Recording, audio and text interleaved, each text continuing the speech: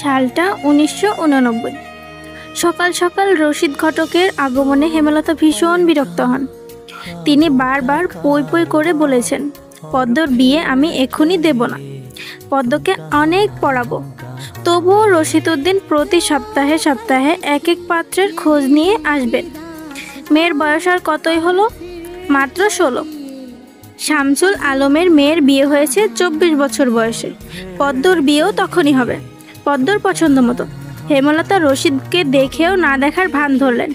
রশিদ এক দলা থুথু ফেললেন উঠানে।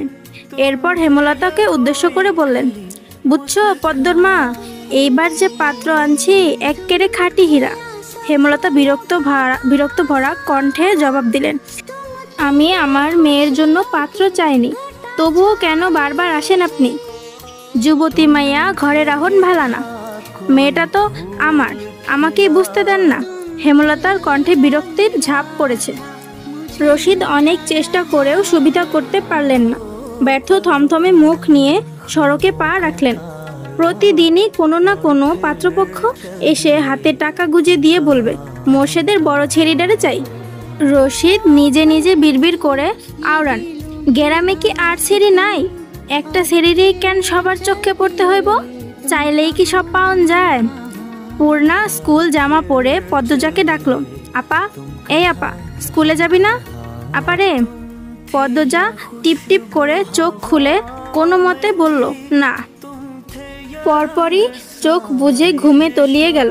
পূর্ণা নিরাশ হয়ে মায়ের রুমে আসে, আম্মা, আপা কি স্কুলে যাইব না? হেমলতা বিছানা ঝাড়া রেখে পূর্ণার দিকে কড়া চোখে তাকান।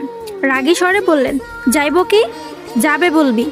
পূর্ণা মাথা নত করে ফেলল। হেমলতার কড়া আদেশ, মেয়েদের পড়াশোনা করাচ্ছি অশুদ্ধ ভাষায় কথা বলার জন্য নয়, শুদ্ধ ভাষায় কথা বলতে হবে। পূর্ণাকে মাথা নত করতে দেখে হেমলতা তৃপ্তি পান। তার মেয়েগুলো মান্যতা চিনে খুবই অনুগত।